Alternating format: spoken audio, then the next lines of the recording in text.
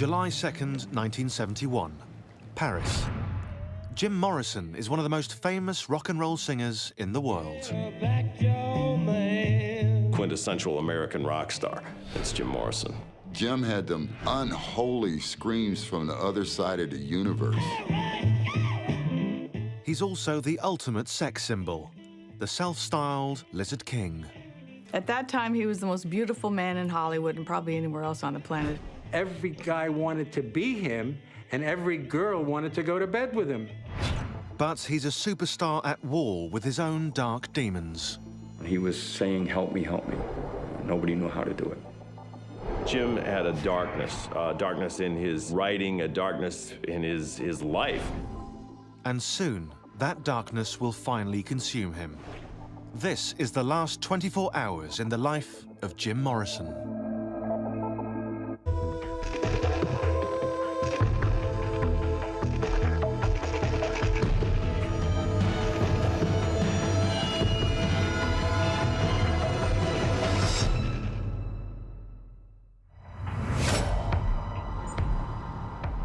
Paris, France, July 2nd, 1971.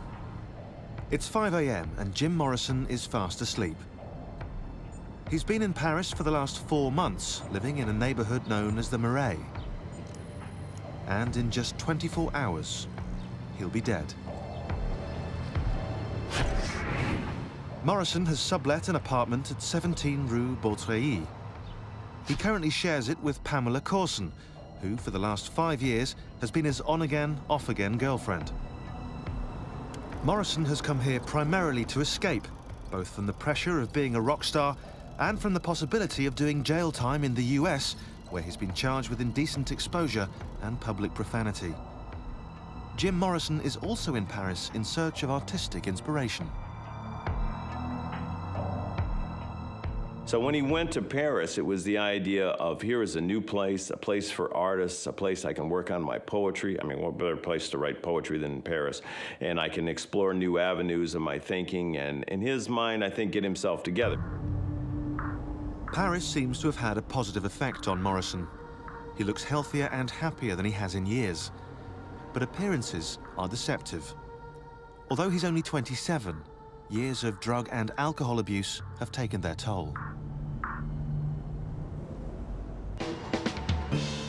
It's a far cry from 4 years earlier, in 1967, when a spry Jim Morrison, accompanied by his band The Doors, roared onto the music scene, determined to conquer the world. Their self-titled debut album was released and became the first of 7 consecutive gold albums recorded by the band. That first album reached #2 on the Billboard charts, putting The Doors in the same league as the Beatles and the Rolling Stones. Stylistically, The Doors were different from other bands in the California surf and folk rock scene. With their raunchy blues, they stuck out like a sore thumb, or more like a middle finger.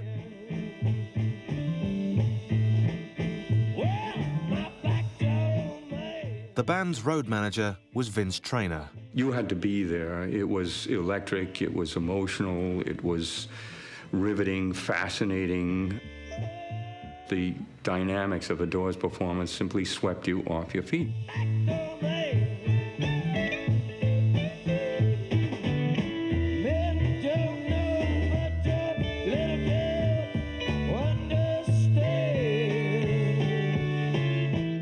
Someone who got to know Morrison intimately was rock groupie Pamela Des Barres. Never seen anything like it before. It was sensual, it was rude, it was naughty, and it was just so thrilling, really. The Doors were along those lines, of bands that were clearly talented enough and adventurous enough that they did not necessarily follow someone else's formula. Some more, jazzy. One of the reasons that the Doors music holds up and that it's still popular today had to do with the fact that they have a classic sound. They didn't adopt the trends of the day. Jim, 8 bars. Their sound has that fresh quality to it. And part of it, I think, is the fact that, Jim had something to say. Jim's lyrics communicated things. they were so visual beyond the obvious that they took advantage of their knowledge of and their interest in the visual arts so that they really did break on through and present themselves the way very, very few rock stars of that era had even thought to do. And so I think those are significant contributions from Jim Morrison. There were a lot of bands of that era that were basically feel-good, happy, hippie love movement type things. Jim had a dangerous quality to his work, and that gave his music a relevance that a lot of people didn't have. But the Doors' music wasn't half as important as Morrison's killer good looks. This was something that didn't go unnoticed by the VP of their record company, Steve Harris. I took a good look at him and thought, if this kid could read the phone book on key, we're all going to be very, very wealthy. More dangerous than Elvis, prettier than Mick Jagger, it was clear that the band's greatest asset was Jim Morrison. Jim had this love for movies, and so he would emulate Greta Garbo. He had the look in the eyes of Marlene Dietrich staring you down, shaking his head and his hair like Marilyn Monroe did. He had those masculine traits with the feminine wiles. That's what made Jim unique. He hypnotized his audiences, screeching like a shaman. He even invented an alter ego, the Lizard King. He was called the Lizard King for a reason. I mean, he did slither and he did move sort of reptilian-like, and beautiful body, beautiful face. Jim Morrison became the face of the Doors and the face of sex in rock and roll. There was a shot that I named the Young Lion. He just looked magnificent in it, and it was used in the Village Voice. The Village Voice said, there is a new sex symbol now, and his name is Jim Morrison. But although he soaked up the attention, Morrison was unhappy with the focus placed solely on his looks. He saw himself as a writer first and a singer second, desperate to be taken seriously like his poet heroes. He didn't like the image of the sex symbol. He wanted to be seen as a philosopher, as somebody who could write poetry, who could deliver this poetry to a live audience and have their reaction. That's what Jim wanted. But what Jim wanted was not what he got. His rock god image eclipsed any chance he had of being taken seriously as a poet. The failure of that dream would eventually chase him to Paris, and in 19 hours, will finally push him over the edge. July 2nd, 1971, Paris, France. It's 11 a.m. and Jim Morrison only has 18 hours left to live. He's come here to Paris, a city rich in arts and inspiration, to write poetry. Sick of his rock star image, he's determined to make his mark as a serious poet. But lately, he's had a bad case of writer's block and is feeling anxious. Alain René, an old friend from Morrison's film days at UCLA, drops by.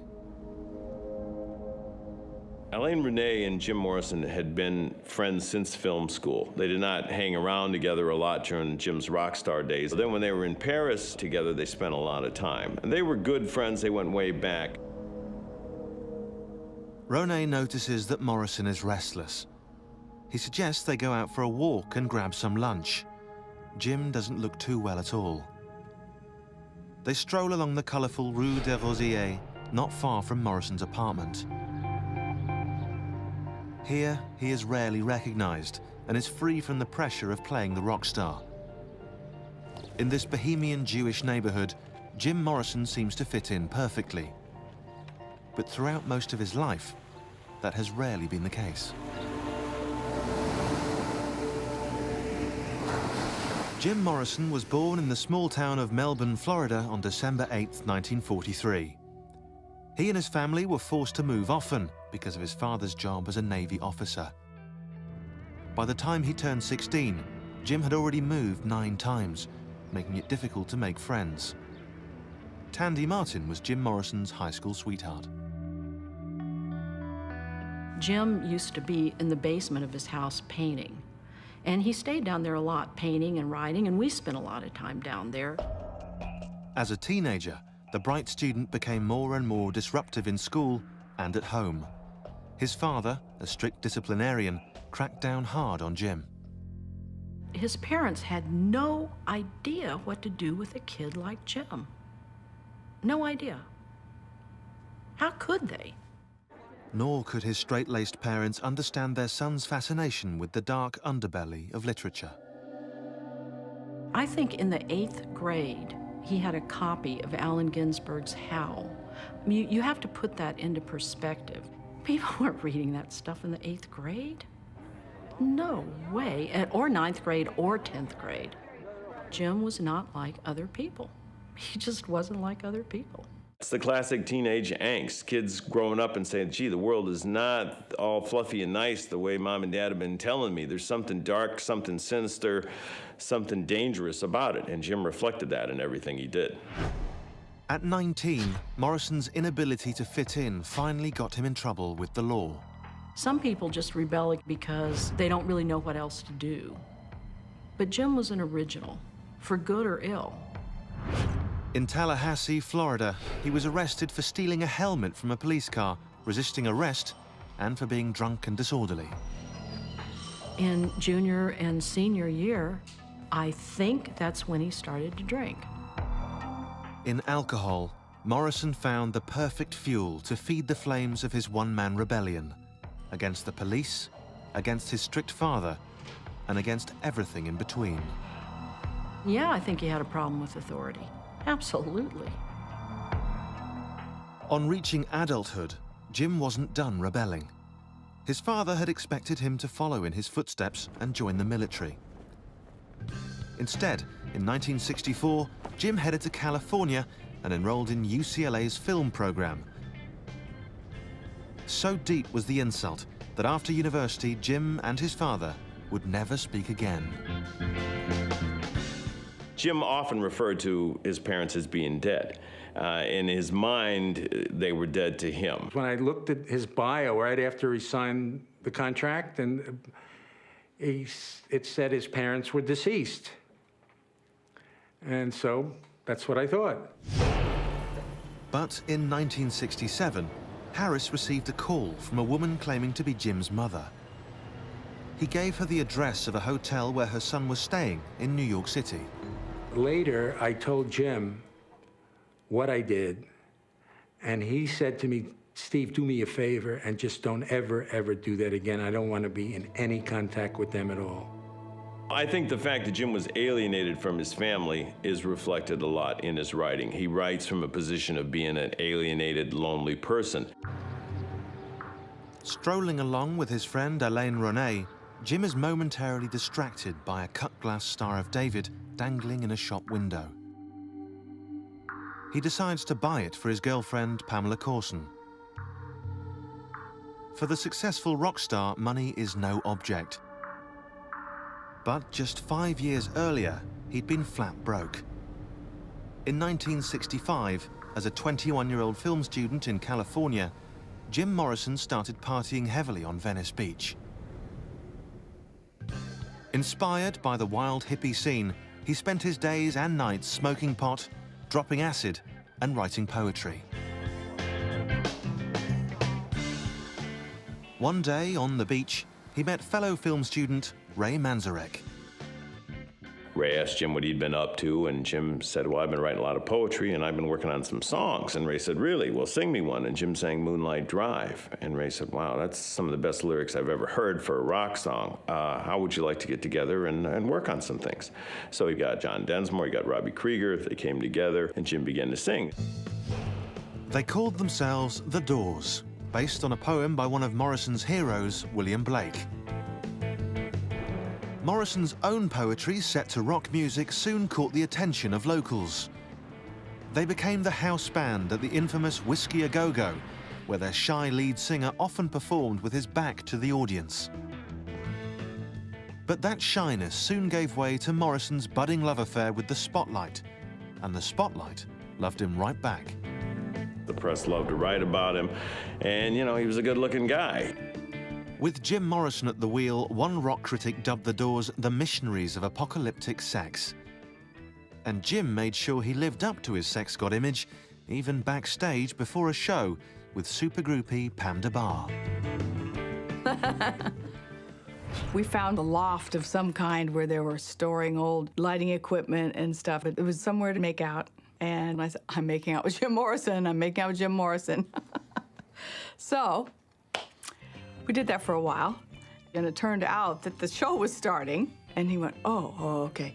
And he went scrambling down the ladder and running out onto the stage. The special attention given to Morrison began to create tension within the band. I think there was a little bit of resentment in that they were a unit in the way that they wrote, in the way they created. The songs were credited to all of them. But after a while, Jim got more and more and more of the attention. This idiot DJ in Los Angeles who began to talk about Jim Morrison and the Doors, as opposed to the Doors, whose lead singer was Jim Morrison. The Doors didn't like it, they tolerated it. Soon, even Jim Morrison would be unable to tolerate his own rock god image. He would run all the way to Paris to escape it, only to find peace at the ultimate price.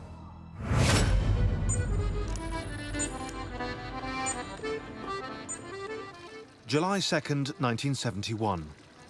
For the last 3 hours, Jim Morrison and his friend Alain Ronay have been strolling through the streets of Paris.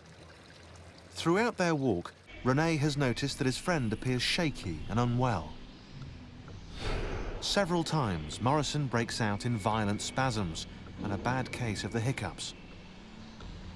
The rock star, however, insists he's okay. But in less than 15 hours, he will be far from okay. Around 2 p.m., they reach Place des Vosges, the city's famous Renaissance square. Ronay feels that a little food may help settle his friend. But throughout the afternoon, the hiccup attacks continue and seem to be getting worse. A life of excessive drinking has finally caught up with Morrison. The cracks have been showing for years, even in his earliest days with the Doors. Alcohol was his drug of choice. I mean, he did other drugs here and there, but mostly it was alcohol. One of the reasons that he would drink so much is because he liked the experience of not being in control and not worrying about it. Wasted and completely out of control, Morrison became increasingly destructive in the recording studio. The rest of the band were not amused. As the band's popularity soared, Morrison spent more and more time in bars. One of his drinking buddies was his bodyguard, Tony Funches. Barney's Beanery. Ha! That was the prototypical lunatic English roadie, two-fisted drinking bar, clown's den, madhouse that ever existed in L.A. But me and Jimbo managed to get ourselves 86 out of there. He was so staggeringly drunk, and you just didn't know what he was going to do. Rock and roll lifestyle. We were stinking drunk all the time. Every time he came into New York, we used to go to a bar around Columbus Circle. The bar was about 2 or 3 city blocks long with a mirror behind the entire bar.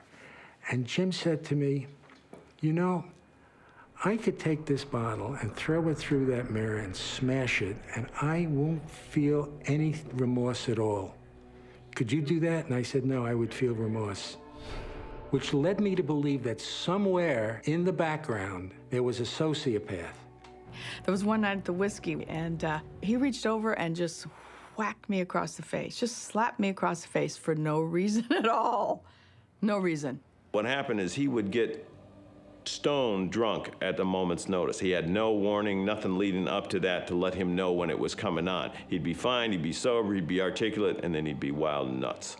And part of that is an allergic reaction to alcohol, which is a documented thing that people have now, but they didn't know what it was then. If Jim were alive today and were performing the same way, everyone would say, Jim, you got to get into a program.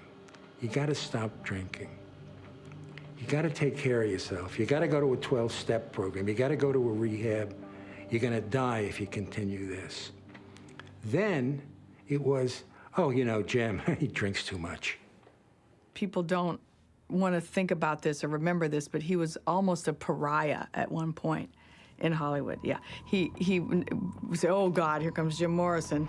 And I remember one night too, coming out of the whiskey, and this was pretty typical. He was laying on the ground in the gutter in front of the whiskey, like, you know, trying to go to sleep. And there were people, you know, sometimes people would come along who weren't strip regulars and go, whoa, and that's Jim Morrison, and they'd try to help him, you know, and he didn't want to know. Morrison's heavy drinking was getting more dark and more violent. It was also directly affecting the Doors' live shows. During 1969, the performances degraded steadily. The alcohol became more prevalent, the singing became less dynamic, the shows lost their vigor, lost a lot of their sparkle. As a band, the Doors had a problem. Not only was their singer stealing all the headlines, he was now sabotaging their live shows. It's too damn bad that he couldn't keep his act together, because when he was good, he was excellent. And when he was bad, he was terrible. Yeah, what are all these people doing? Oh, I hate people.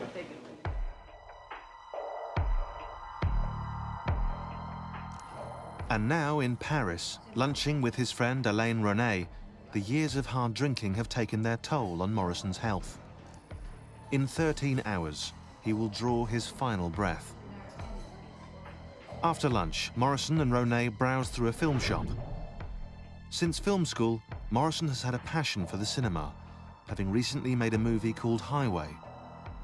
The film, a dark, impressionistic journey through the desert, was inspired by a troubling childhood experience that has stayed with Morrison throughout his life.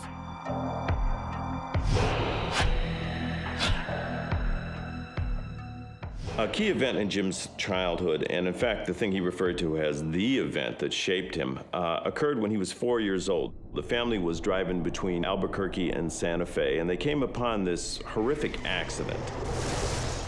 A truckload of Indian workers had overturned, and Indians were dead all over the highway. Morrison believed that the spirit of one of those Indians, a shaman, entered his own soul and stayed there. He claimed it affected his writing. He claimed it affected the way he did the concerts, that there was always this soul, this Indian shaman, pushing him to these experiences. Those experiences were later expressed by Morrison in the form of dark, mystical poems, poems that the Doors used to set them apart from other bands. But for Morrison, rock and roll was only a short-term vehicle for his poetic vision. He looked at his rock and roll world as a temporary stop because he was a poet and he saw himself that way. And he dragged his poetry books everywhere he went, and he thought this was just a temporary ride. And in 1969, to prove it, he self-published a limited edition book of his poetry and sent copies out to friends. But the response was less than overwhelming. You know, there's initial reaction, a negative reaction by the established literary community that, you know, is like, oh, rock star, you know, so that created some tensions. It's tough for a pop star or a rock artist to be taken seriously as a poet, especially when they themselves use that terminology. Jim Morrison, I think, welcomed it more than the others and therefore got vilified for it. Desperate to be seen as a serious poet, Morrison decided to dismantle his rock star image. He asked that his bare-chested young lion photos not be used for promotional purposes.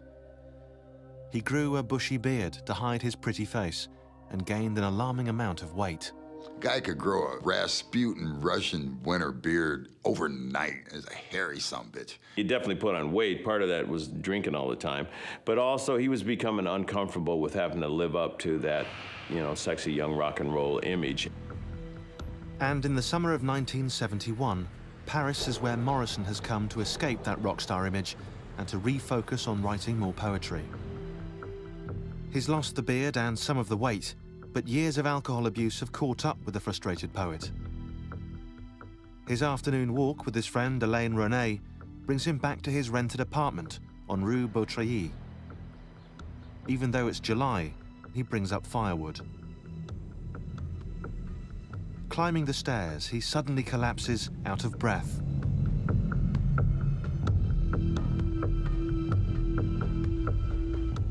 Jim Morrison is only 27, but he suffers the aches and pains of a man several times his age. And soon, the pain will end. He has less than 12 hours left to live.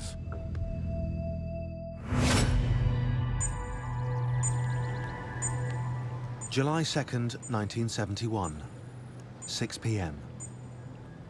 For the past 4 months, Jim Morrison has been hiding out in a rented apartment in Paris, on the run from his rock idol image and trying to establish himself as a serious poet. He spent the day with his old friend Alain René. It will be the last day they ever spend together. In 11 hours, Jim Morrison will be dead. When René tells Morrison that he has to leave for a dinner engagement, the singer begs him to go out with him for one more drink. Morrison may have turned his back on his public, but he's not ready to be entirely left alone. You know, there's a great quote about fame that says, it's not satisfying, but it's addictive. And that's true. What happens is you get used to that attention. Jim was very used to that attention. So in Paris, not having as much of it, I'm sure there was a little bit of loneliness, a little bit of isolation. But in 1969, as a member of The Doors, Jim Morrison was still very much the center of attention, in all the wrong ways.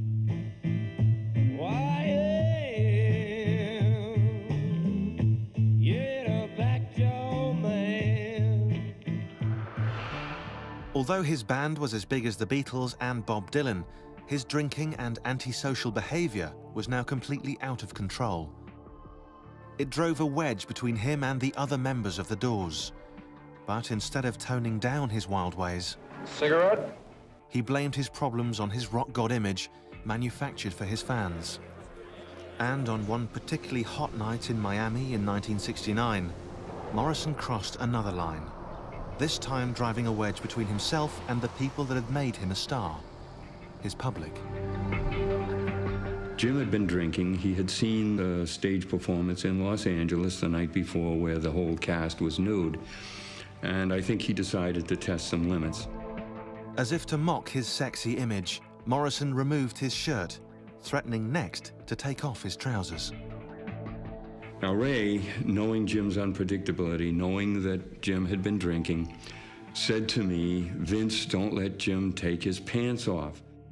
I put my fingers in his belt loops and I put my arms against my hips and lifted. In fact, it's a wonder his voice didn't go up an octave. Taking their cue from Morrison, the audience stripped down to the buff. The audience followed suit, where more than 50% of the audience was actually naked. The authorities were not amused. The Crime Commission, I'm calling upon the Dade County Grand Jury and the State Attorney's Office to immediately take criminal action against the group known as the Doors, and we are demanding that action this day.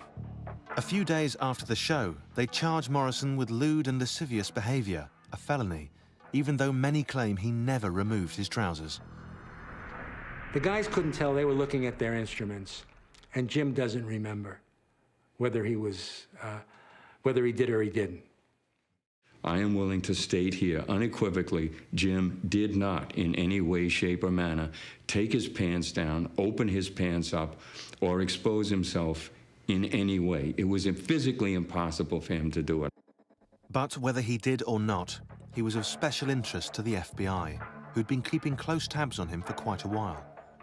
They saw Jim Morrison as a menace to society. In research for my book, I obtained the FBI files on Jim Morrison. Now, a lot of that is blacked out, but suffice it to say that the FBI was definitely interested in Jim Morrison, monitored his activity, and had him on a watch list. The FBI's interest in Morrison was maybe less about public nudity and more about his anti-war lyrics on songs like Peace Frog and The Unknown Soldier. I think also in Jim's lyrics, the fact that he called for revolution regularly, the fact that, you know, he was pushing people to the idea of a revolution. In Jim's mind, I think it really wasn't a conscious, social, organized revolution. It was more an individual revolution of breaking away from the conditioning of society and your parents and trying to come to a new and different reality on your own. And Jim was all about that. If political means upending society and changing rules and fomenting different kinds of revolution, then the Doors and Jim Morrison were absolutely political. But in July 1971, as a rock and roll exile in Paris, Jim Morrison seems hardly a threat to anyone but himself. As he drinks with Elaine René near Place de la Bastille, an enduring symbol of the French Revolution, the only rebellion brewing is the one that's violently raging through Morrison's body. His attacks suggest he's suffering from acute respiratory distress. He had had difficulty lately. He had spit up blood a few times. He had had some other problems, respiratory problems. Some of this went back to an injury he had jumping out the window at the Chateau Marmot in L.A. and doing a Tarzan act off a drain pipe and then falling and smashing off the shed of the place and injuring himself. Morrison should be looked after in a hospital. Instead, he's busy ordering yet another beer. His friend, Elaine René, announces that he has to leave to meet a friend.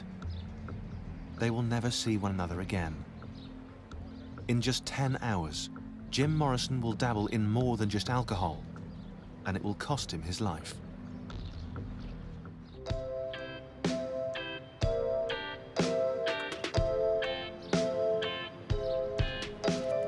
Shortly after Elaine René leaves, Jim meets up with his girlfriend, Pamela Courson. To the outside world, they look like a typical couple in love, out for a stroll in one of the most romantic cities in the world. But since first meeting back in 1966, their relationship has been anything but typical. The pair first met at a club on Sunset Strip called the London Fog, where the Doors were the house band. Morrison called her his cosmic mate and dedicated poetry and songs to her. And that remained constant and genuine. It did not, however, in the process, make him monogamous. Jim's wayward ways got him in trouble when he was caught red-handed with rock groupie Pamela Des Barres. I was a cute young girl, and it was 1967. It was Laurel Canyon, and Jim Morrison was next door, and it was really, you know, a very exciting moment. So I walked in, and there was Jim. And he turned around to me and he said, "Whoa, get it on." That's what he said a lot of time. He said, "Get it on," instead of hello. And so I was like naked there on his floor and he was leaning over me. And just as that was going on, Pam walked in. She has good timing. So she promptly kicked me out. Beautiful and strong-willed, Pamela Courson didn't take Morrison's infidelity lying down. Their fights were the stuff of legend. Their relationship was very wild, tempestuous. They pushed off against each other. There was a lot of, wild fights and things like that. To buffer the fighting, they kept separate homes.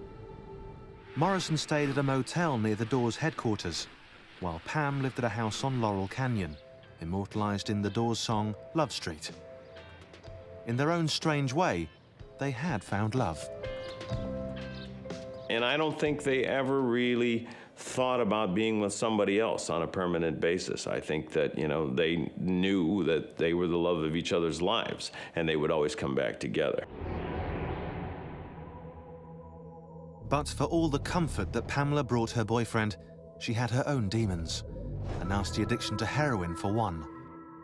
Many thought her unstable and a bad influence on an already troubled Jim Morrison. She was a junkie. In fact, was the cause of a lot of stress and fighting and arguing with Jim and a lot of his drinking. She was probably the worst influence on his life. But tonight, as they make their way into a Paris movie theater, they're the picture of domestic bliss. They've come to see a film recommended by their friend, Elaine René. Renee suggested that he go see Pursuit, a movie that starred Robert Mitchum, and Jim liked Robert Mitchum. So he went. He wasn't that impressed with it from what Pam said later, but, it was all right. But in 7 hours' time, nothing will be quite all right. The young couple's domestic bliss will turn to tragedy, and the world of rock and roll will lose one of its brightest lights.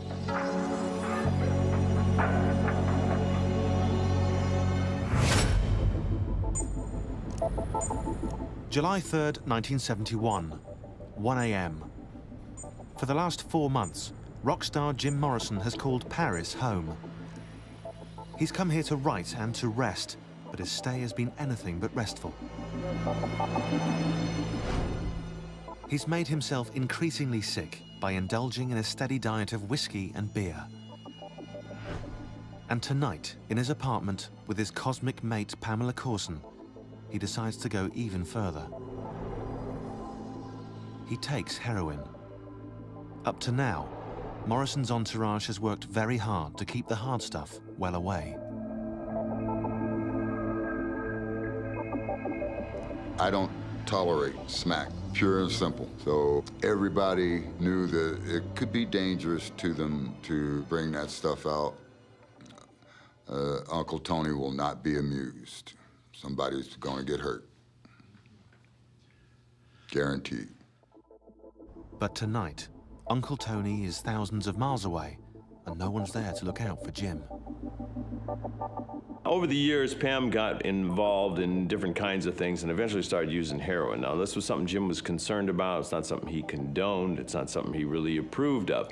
That night, whether it was just the idea of something he wanted to try, just pushing the envelope, whether it was some depression, he had been very reflective lately, whatever, he tried the heroin. That decision will prove to be fatal. Stoned out of their minds, Pam and Jim watch home movies of recent vacations. Between reels, they snort more heroin and spin some old Doors records. But in just 3 hours, the music will be over.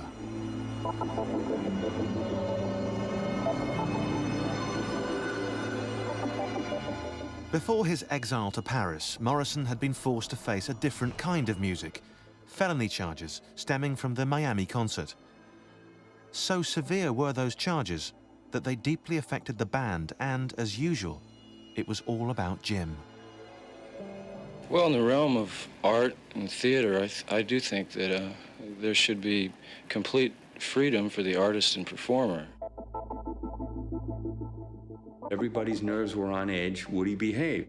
In many places, police were there with a warrant for Jim's arrest. In fact, for the arrest of the whole group, if he so much sneezed the wrong way. Booking stopped. Concert promoters no longer wanted to have them because of the fear of arrests and lawsuits and violence and mayhem and breaking obscenity laws. Jim Morrison and the Doors were not prepared for the backlash that followed. Radio shows would not play Doors records. Doors recordings were removed from the shelves of record stores. We were absolutely banned from all public media. Once the darling of the press, Jim Morrison became public enemy #1. He was ridiculed by Rolling Stone magazine with a wanted poster that called the Miami concert Jim's organ recital. When people started looking at him as a drunken fool, that devastated him. Basically, you know, Jim wanted to be wild and crazy on stage. He did not want to be seen as a fool. But worse was to come. In September 1970, after awaiting trial for nearly 2 years, James Douglas Morrison was found guilty and sentenced to 60 days hard labor for profanity and 6 months hard labor for indecent exposure. Allowed to remain free on bail pending an appeal, Morrison, the free-spirited bohemian, was terrified of doing time. In his darkest hour, he became increasingly obsessed with his own mortality. Then when Jimi Hendrix and Janis Joplin died, Jim began to go around and say he was number 3. Jim was always saying things like that. On July 3rd, 1971, in his apartment in Paris, Jim Morrison is well on his way to becoming the next rock and roll casualty.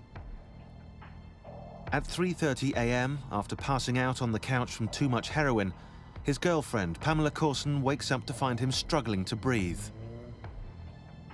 She manages to rouse him. She wants to call a doctor, but Morrison refuses. Pamela, still high from the heroin, goes off to bed. Jim Morrison isn't ready to join her quite yet. Instead, he heads to the washroom where he draws himself a hot bath. it will be the last thing he ever does.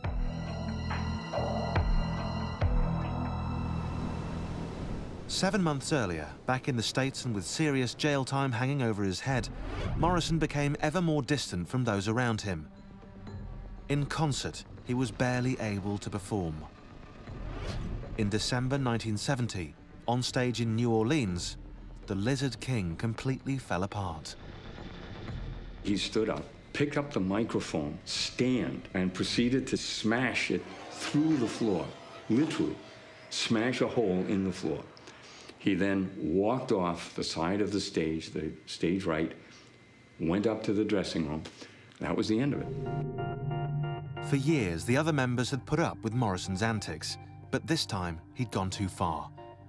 Drummer John Densmore had seen enough. John tossed his sticks on the floor and said, "That's it, never again." The decision was, we will never perform in public again. We will never go on stage again. But while they'd never play together live again, the Doors continued to record. They began work on their sixth album, LA Woman. But recording alone was not enough for Jim. He lived on performing. How else could he get the word out about what he thought if he didn't tour? How else was he going to get his message across? How else was he going to be able to bring the gospel of St. Jim to the crowd? I think he began to think, well, I've got to get my life together. Maybe going to Paris, I can come up with some new things. I can define myself more as a poet. I can get away from the things causing me trouble, and, I'll start anew. But if Morrison's move to Paris was the beginning of anything, it was the beginning of the end. At 4 a.m. on July 3rd, 1971, his girlfriend, Pamela Courson, wakes to the sound of Morrison throwing up in the washroom. Sick to his stomach, he's throwing up blood. Again, Morrison refuses to call a doctor. When his nausea finally passes, he tells her to go back to bed, that he will soon join her. But he never quite makes it. Instead, Jim Morrison slips quietly into unconsciousness.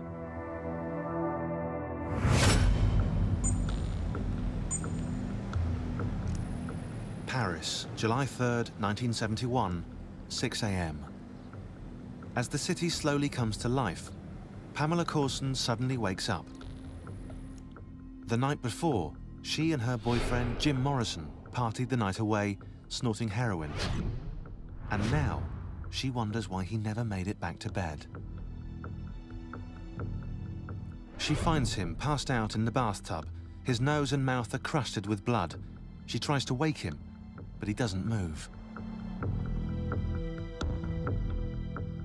And at first, she thought he might be joking around with her because he did stuff like this all the time. So she stayed in there and watched, and he didn't move. He didn't move. Because she can't speak French fluently, she feels unable to call an ambulance.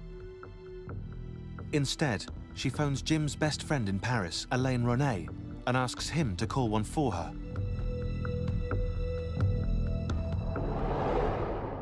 Before the medics get there, fireman Alain Raison arrives. When we entered the bathroom, I saw the body of a man, the head thrown back. The water, it was just a little bit pink, because I think he must have bled. The rescuers have no idea that their patient is, in fact, Jim Morrison.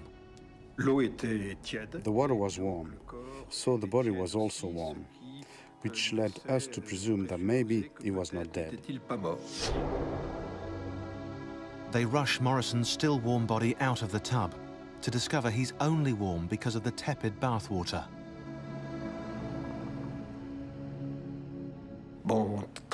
Very quickly, we became aware that, in fact, he was dead. The time of death is estimated at around 5 a.m. The death certificate states that he died of apparent heart failure. Citing no foul play, the authorities see no reason for an investigation or to order an autopsy. Jim Morrison, one of the most important singers of his era, is dead at 27.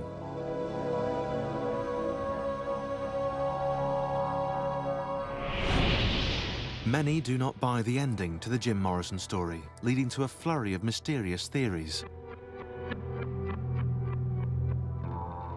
Some say that before Pam Courson called Elaine Ronay about an ambulance, she called her heroin dealer, who came to the apartment and advised Pam to flush the drugs.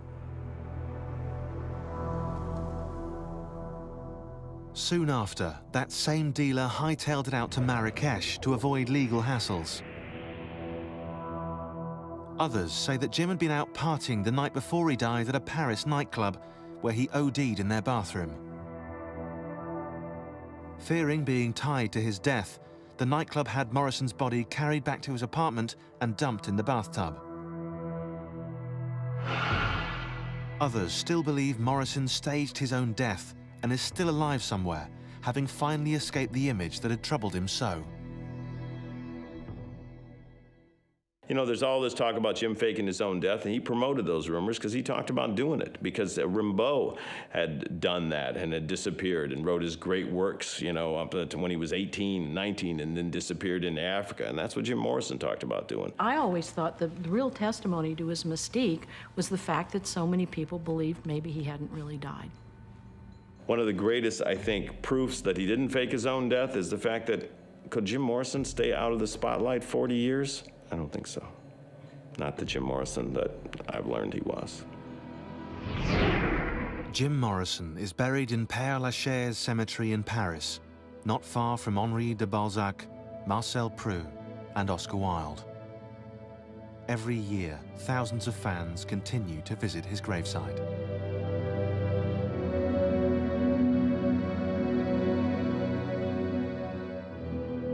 It had been really important to him to be known as something more than this rock icon, this so-called Lizard King. And I wrote the obituary at Rolling Stone. I thought, why not issue the rock thing on the headline and have him go out as what he wanted to be known as, James Douglas Morrison, poet.